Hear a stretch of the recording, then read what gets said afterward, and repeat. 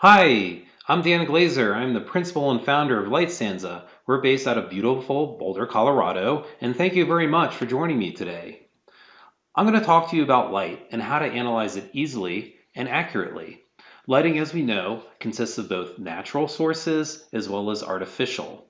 Both of them contribute to our health and well-being, as well as have energy efficiency implications. Our software analyzes both daylight and electric lighting. They're both kind of different workflows, but it's the same package. Today's talk, though, I will focus on the daylight portions of LightStanza. Here's LightStanza. It's a web application. It's easy to use, and the information it provides is accurate. I'm the founder, and my goal is what's the easiest way to accurate information? How do you build a tool for that? And so making it web-based was a priority. In addition, I wanted to make it easy to work with Revit. We saw that a lot of architects and other people use this tool, and the process was tedious to get good information from the software package. We've made the workflow really streamlined. You don't have to change your building model to get accurate results. You can use your model pretty much as is. So we had an architect reach out to us and ask us what the difference between our software was with Autodesk Insight Lighting.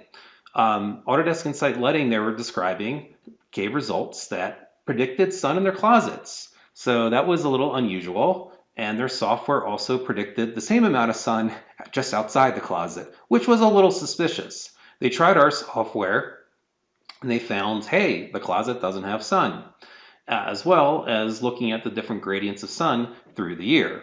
So there are benefits to each program, but the main benefit of LightStanza is that it's accurate and easy to use. We've also had validation at a university in India. They actually predicted the daylight before they built the building. And they used LightStanza to run several weeks of simulation, which took a huge amount of server time, but it was great. And they compared those results with what was measured in the building.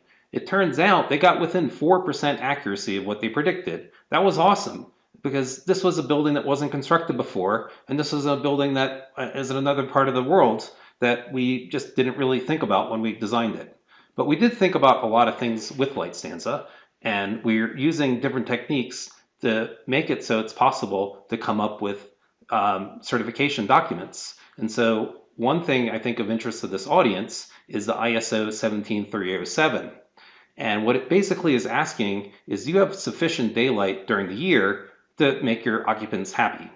And how do you measure that? You measure it across every hour in the year and as well as every point in your space. For every point, when it hits a threshold of 300 lux, for 50% of the time it turns orange. If it doesn't meet that threshold, it's gray.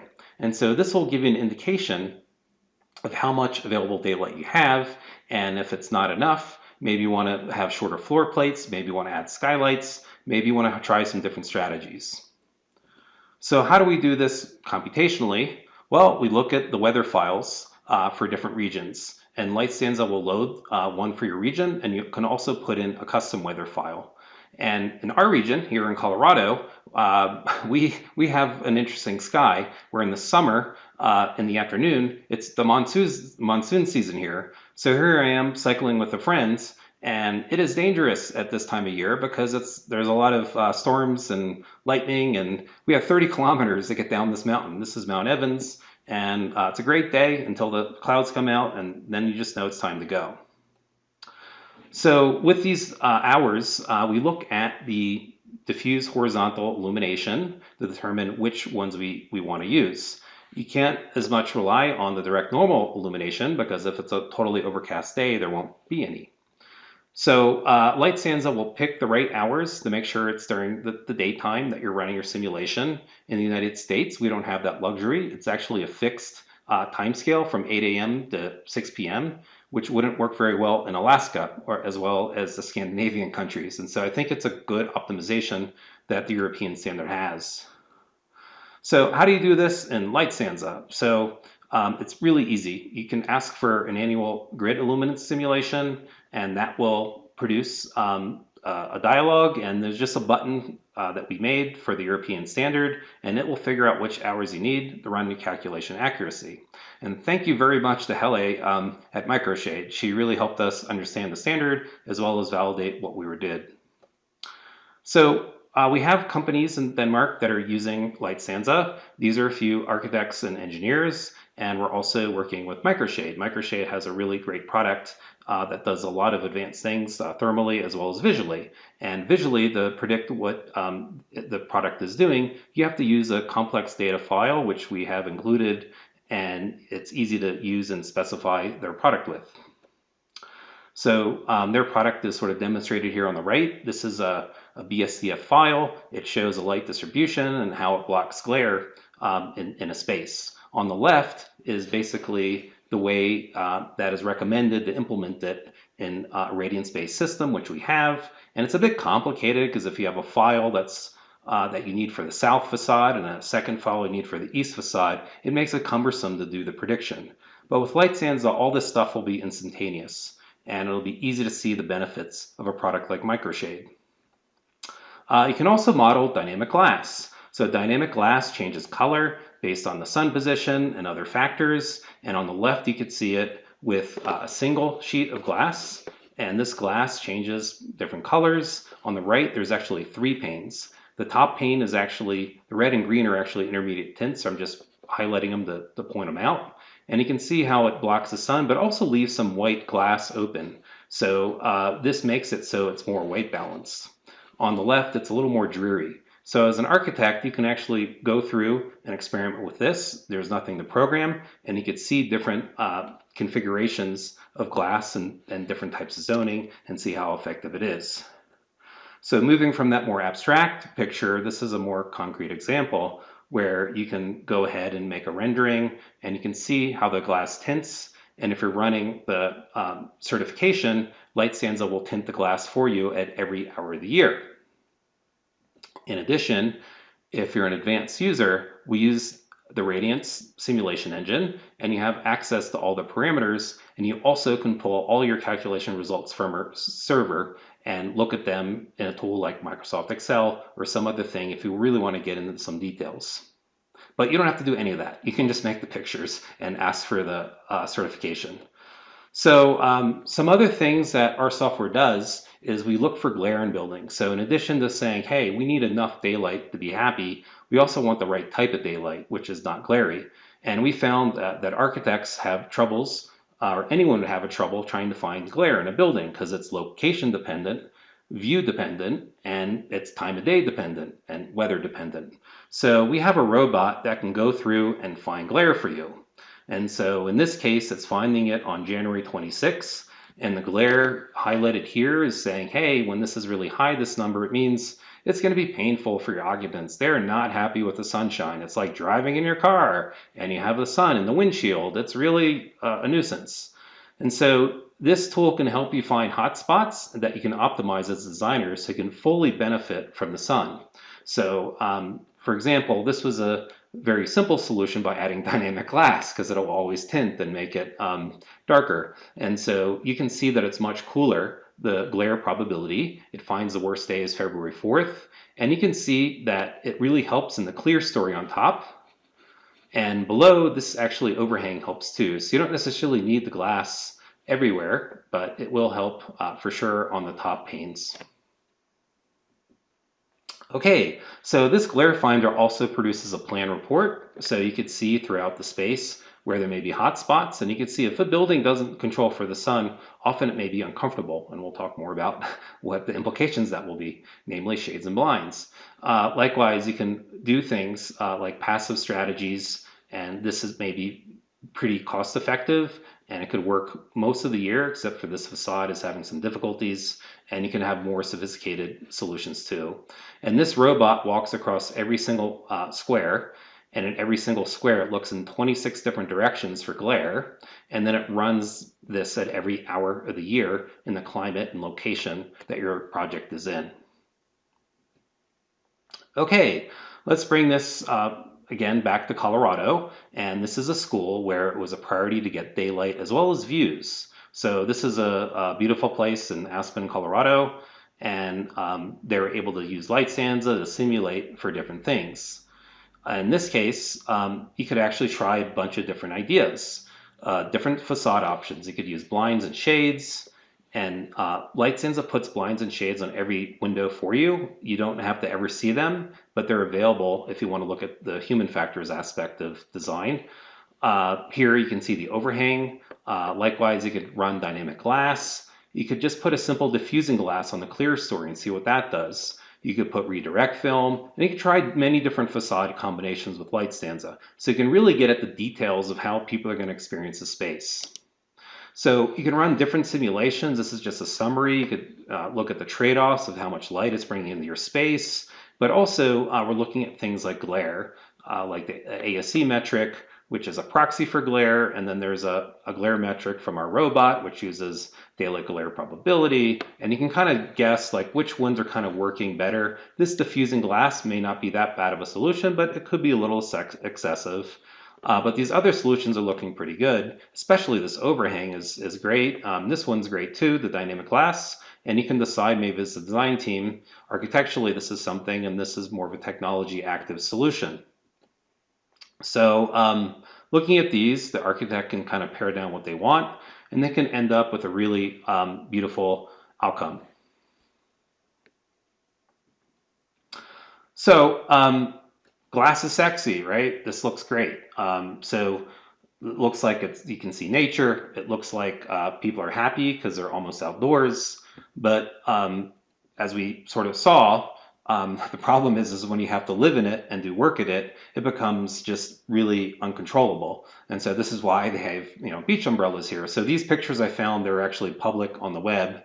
I just found some people's photos. And so it's a great idea to use glass. I'm all for light, but we have to control it. And the IS 13037 has some techniques to help you with that. Namely, you can actually model blinds and shades in your models. And that's very new in our industry, is to get to that level of detail. The reality is most buildings, even if they're not spec'd with blinds, will end up with blinds on them. So what does that mean? So in this case, maybe this concept is good, but if you didn't have the overhang, maybe in the worst case, it's not going to be super happy. You can use LightStanza to actually do some of the modeling. This is more of a theoretical control algorithm, and there are some standards with it, but it's also an open field of research. But given this, you could kind of predict how often the windows are going to have the blinds open and closed. This is without the overhang. And so if you come up with an idealized glass solution that looks sexy, try to run it with blinds on and see what happens, because it may not actually function the way that you think. So in this case, the architect thought about either using not a solar control and getting a lot of daylight in, or they could actually add solar control and get more daylight in.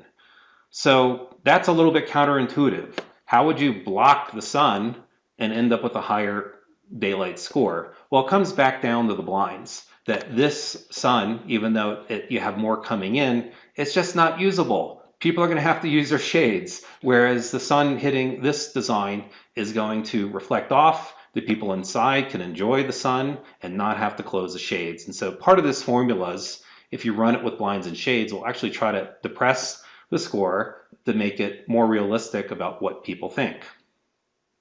So here's an example where the facade could be optimized more.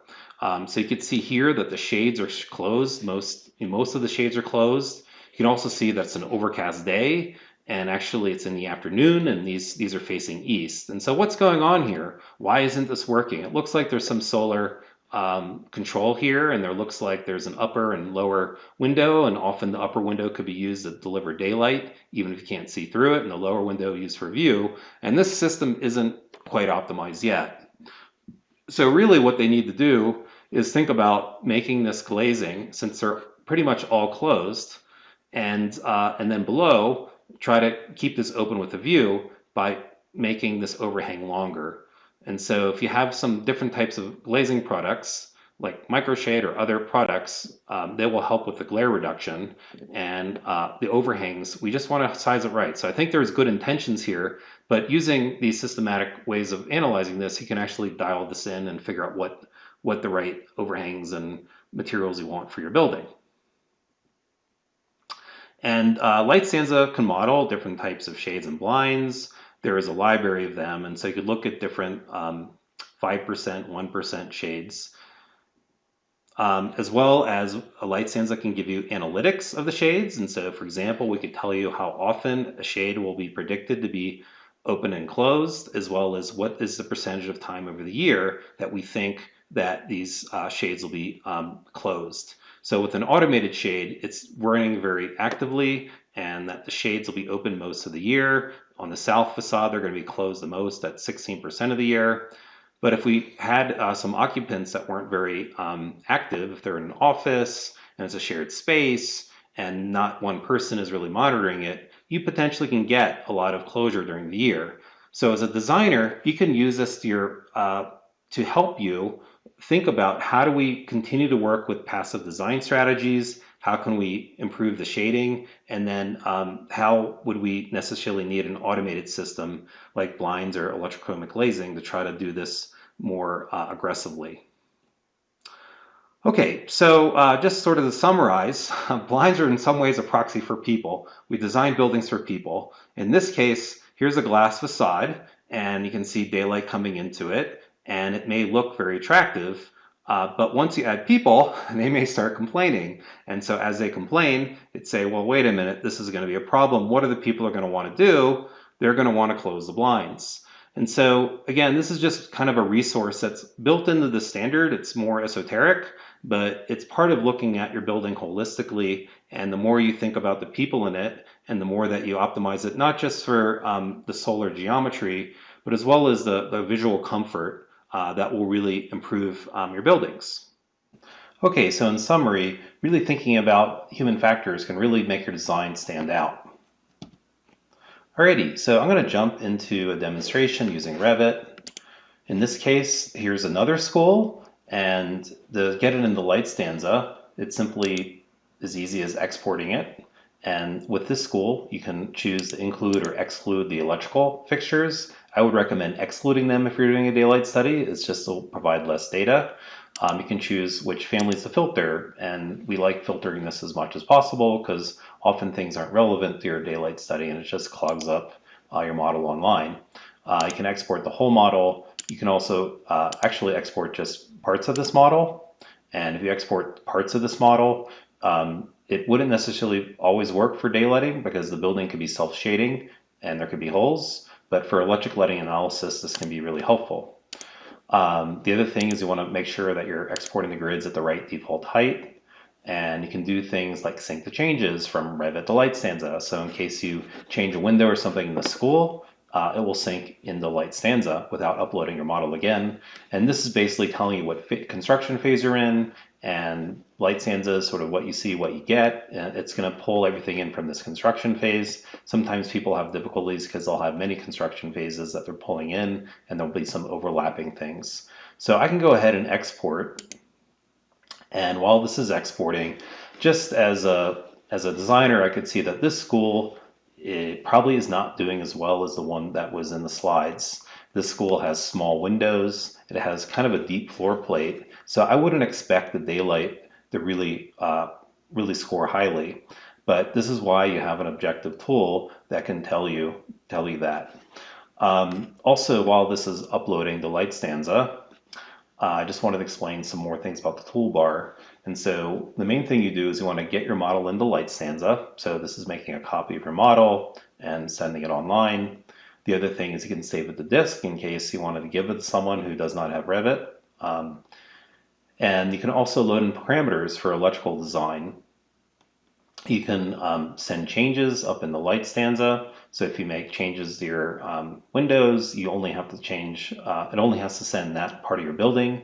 And the only other button that I'll say here is the families. And so if you forgot to send the furniture family, for example, but you wanted to see the furniture, you can do that dynamically by adding more families, and it'll only send that family up in the LightStanza.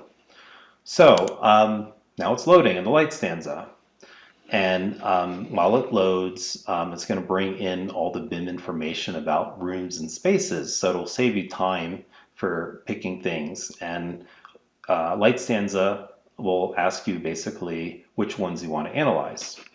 So while this is loading, technically we can even open another window in LightStanza, and you can actually continue to work. So this is the difference with it being a web application where you can do multiple things at a time. So this is a school being brought in. These are the rooms and spaces in the model, and these rooms and spaces are listed in this tab on the left. And so here you can see all the spaces. The green arrows are showing you what direction you're measuring light from, and you can actually change those directions if you wanted to. If we wanted to pick just for fun, we could actually change this vector, and we can actually change it.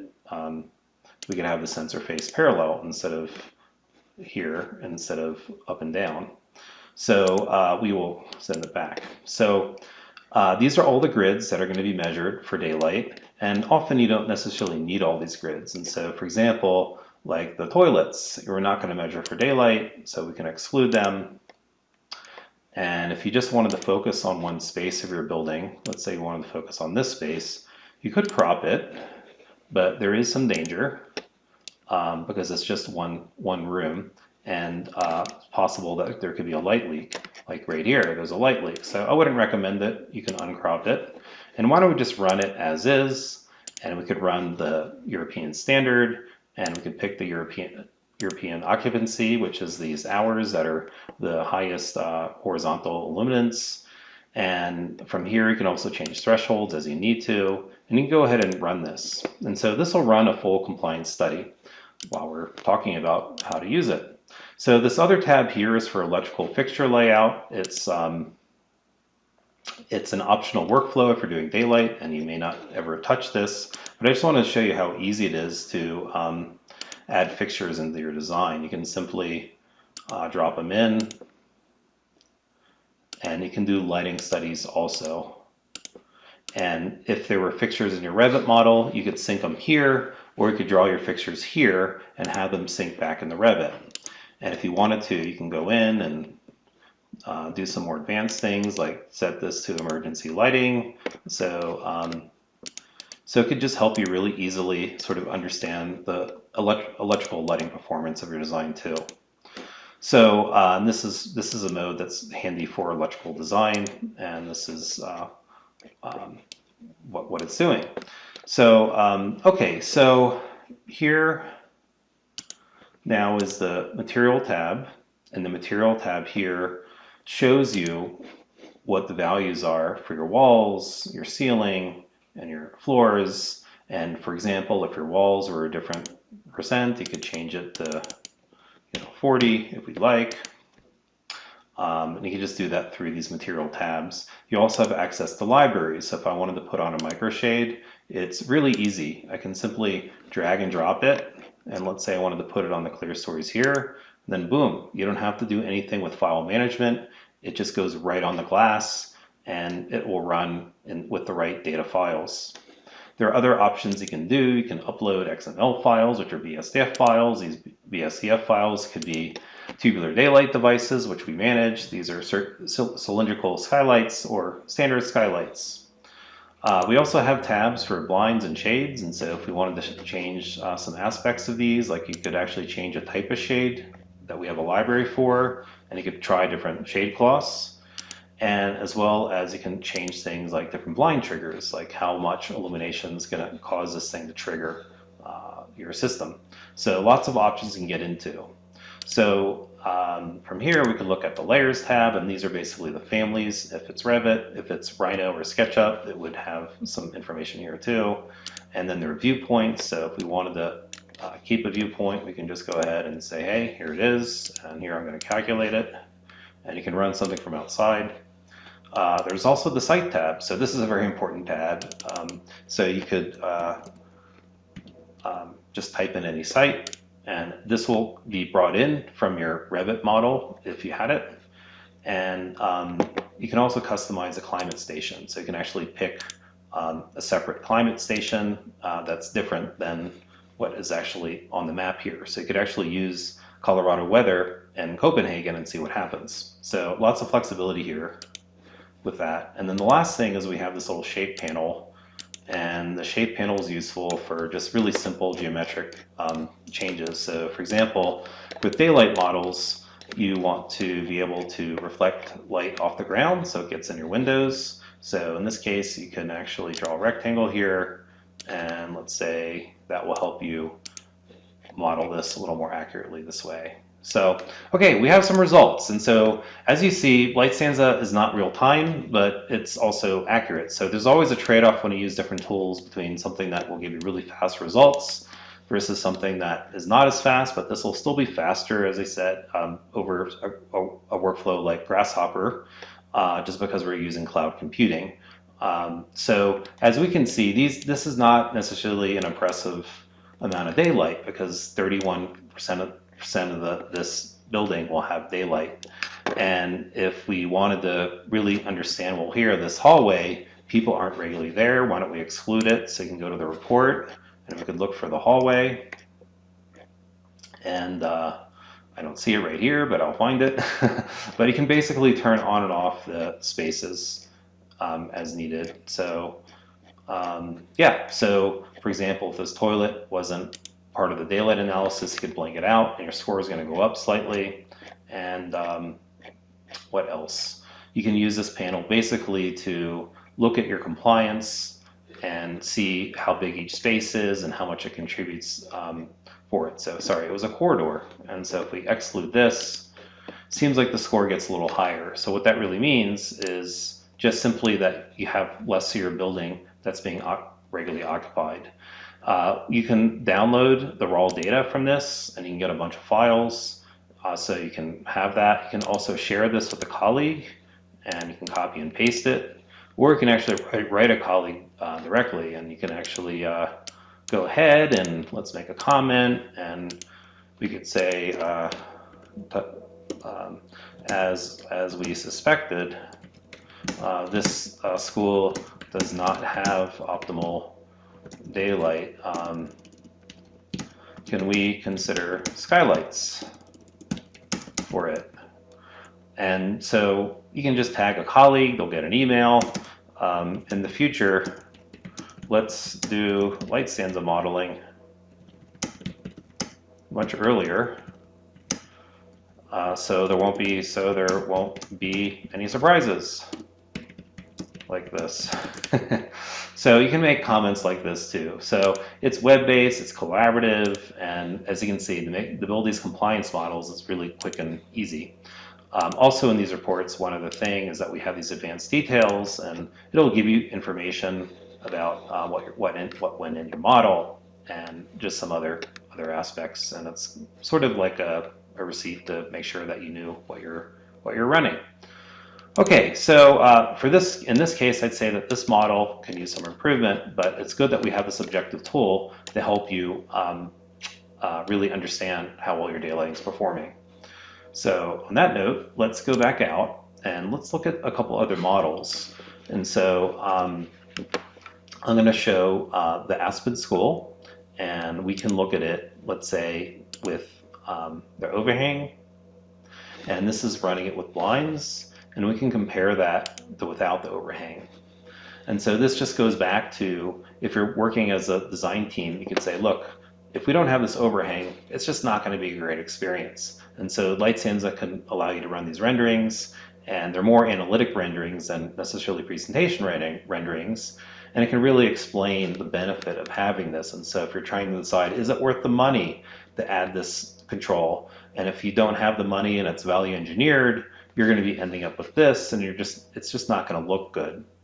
And so this is just giving you a tool to help understand this phenomena. And if you like this, you can actually send this link, and this link will open in another web browser. And you can see, you can just share this, and a colleague can just see this. So that's one thing you can do with this. We can also filter these designs to, let's say, look at, Glare Finder. And so over here, this is basically the calculation area. And you can, because we store all your analysis for you, you can actually filter it and pick just types of analyses to really go in and dive into. So this is the case of the glare finder with the overhang, and it's going to find the worst absolute time of year for you, and it's guessing it's going to be December 21st. And you can see it's doing really well overall. There are a couple points that you can see that you can see the sun, but it's also not really possible to stop seeing the sun on a south facade in December 21st. And so there's going to be trade-offs. And so it looks like to be a really nice trade-off between, blocking, not having a view versus having a view, but having a lot of solar control. And if we wanted to dial this in more, we can go back out and look at um, the glare finder again, and let's look at its sibling. And so in this case, we will look at the NOAA overhang. So here you can see it's not going to do as well. And so you can see this is just going to be terrible.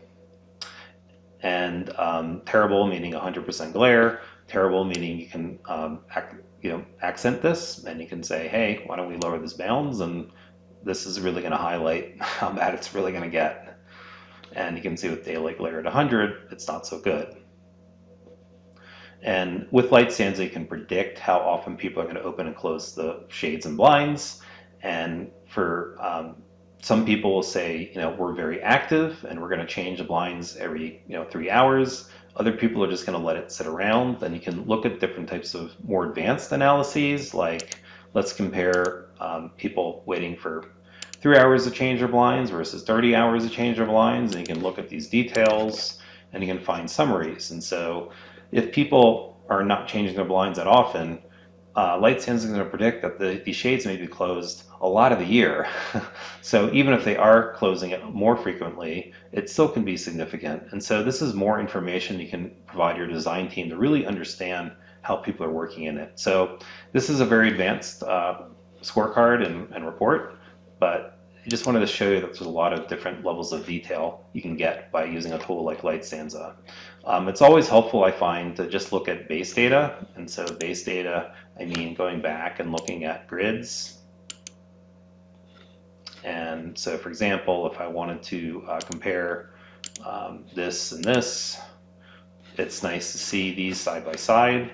And you can also figure out that, hey, this really hot one, why is it that hot? And you can see these values are quite high and quite hot, 22,000 lux. And so this kind of lends you to think that, hey, this is going to be an uncomfortable space. So it's always good to run different types of analyses with it. So, okay, so let's look at one other variation, which was the dynamic glass. And in this case, dynamic glass is applied very easily through the material panel. And so if I were to click in here, and you can see it darkens everything, I could go ahead, and this is how I originally applied it with the glass. You can just go to the glass library, and you can find a dynamic glass 3 tint and a 4 tint, and you basically can just paint it. And in this case, we could actually go take a step back and say, you know what? Maybe for this building, I actually want to put on some micro shade on the front panel, and this 2-layer, I can just do the top here, and that will be fixed, and the other part will be dynamic glass. And just for the sake of getting something done relatively quickly, I'll just do a single time a day, and we can see what happens. So I'll let that run, and I'll just sort of conclude here, where I'll just go back home just to show that you can use different types of models with LightStanza, and so you can use SketchUp and Rhino models too.